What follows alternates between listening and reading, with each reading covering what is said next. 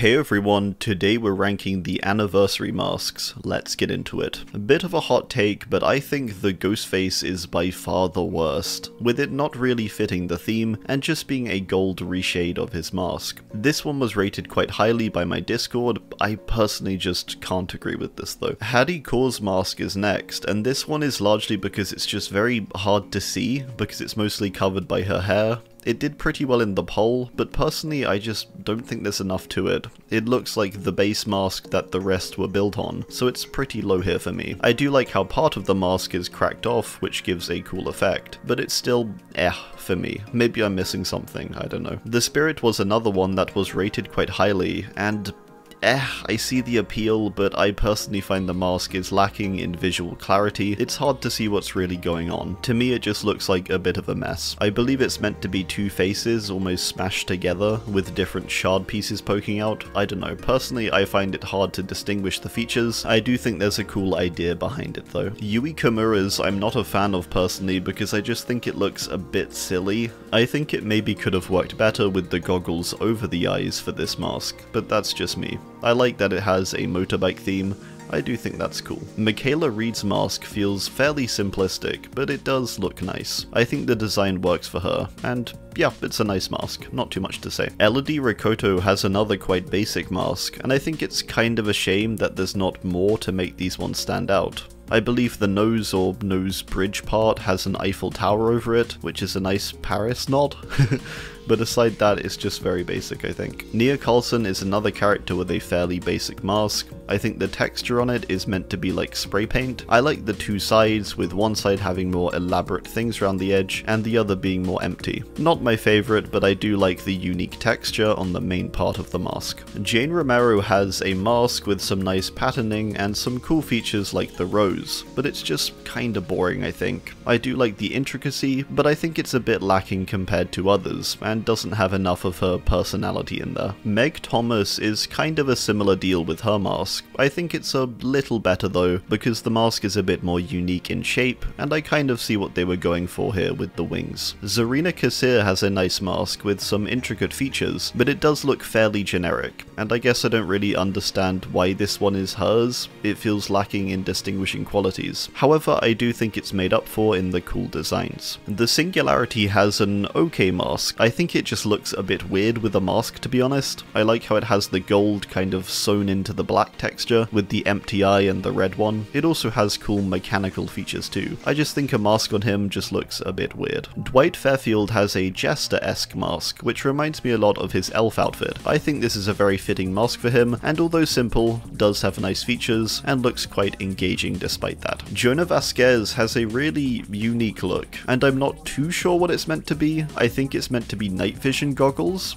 I might be off base with that one. It's certainly a look, and I do like the uniqueness, but it also somewhat confuses me with the design. The Hillbilly has an interesting mask, with it kind of not being on his face, but off to the side. I like the look it gives though, with like a second face on the upper part of his head. I do think it makes sense too, where his parents tried to hide him for his appearance. He's now kind of rejecting even putting on a mask completely. I like this one. The Blights I do like a lot, and I like how it shapes around his face and keeps his mouth revealed. It looks pretty creepy like that. I think it's meant to be kind of a gas mask design. I also like the two eyes, one with the larger hole with the red eye and one with the smaller blue one, reflecting his two sides. One big downside of this mask is that it keeps the base coloured hood, which really doesn't pair well with much else, which is kind of annoying. The artist mask seems quite popular, and I do get why. I kind of like it. Not my favourite, but I do appreciate the design and how it has a bit more going on. It also does just look very aesthetically pleasing. I also like how it incorporates the ink still and makes a feature out of the inky eyes. Felix Richter's is a bit more out there, but I actually really enjoy the design being like a modern art piece for a mask. I think it fits him well, and I do like the difference with the sharper edges and the different shape compared to most of the Survivor masks. A unique look, but I like it. Gabriel Soma has a unique look too, with his mask being a lot more futuristic. He has this cool visor. I like these ones that have a different shape and kind of play up to a theme a lot more. So yeah, I like this one a lot, and I think it does fit well. The Legion mask I like a lot actually, and I think it's meant to be like a combination of different different Legion features and characteristics from the 4 of them, a bit like the Blight skin they have. It has a cool design with the contorted mouth and the large gold teeth running up the side, and then the more elegant other side with the more precise design and the eyelashes and stuff. Feng Min has a cool mask too, I think, focused on her shining lion persona from esports and streaming. I like it a lot, and I like the route they chose for it. They pretty much nailed the concept they went for, I think. I like how the colours are placed on the mask, so you have the mane or glow at the edges. The Huntress is one I'm kinda on. I do like it, but I think not quite as much as a lot of other people. I do like the intricacy and how it is shaped around a wolf, I believe, but I kind of think there could have been more done with it, particularly with many of her other headpieces being quite large and such. I kind of think a mask with horns or antlers of some kind could have been cooler, but that's purely just preference. The mask is still awesome. Ace Visconti's I like purely just because it fits him so well, and the cards poking out, although simple, just looks really great, I think. I like that he still has his cap too, like this is a fancy masquerade but he just takes his cap anyway. I also like the split in the center of the mask and having the diamond and hearts on one side and then the spade and club on the other. The trapper may be a surprise to see so high, but I really enjoy this one personally. I like the simplicity, and I honestly just like the design and look of the mask a lot. The way the center part looks more serious, then the blue parts reveal this teethy grin is really cool, I think, and I also like the decorations across it. The Dredge has a very elaborate mask, with its quote-unquote head being coated in gold, and solidified over a skull or something maybe. It looks super creepy, and I like the varying sizes of the jagged spikes on the top. They managed to make it look a bit fancy,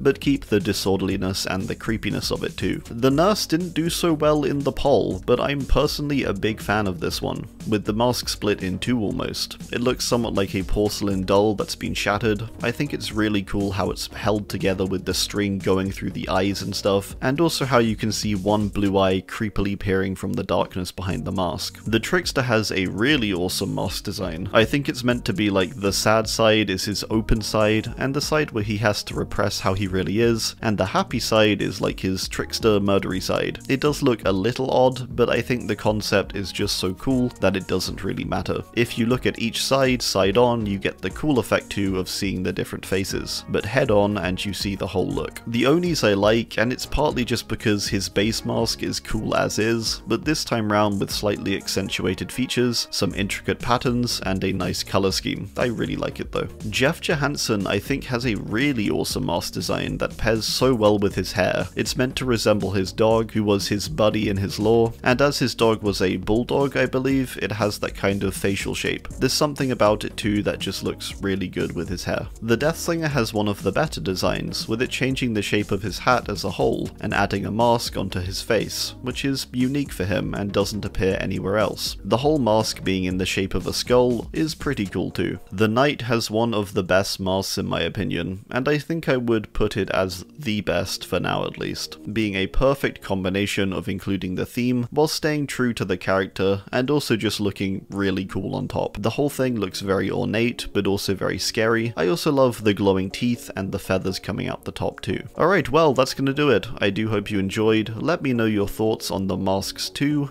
down below. Thanks and goodbye.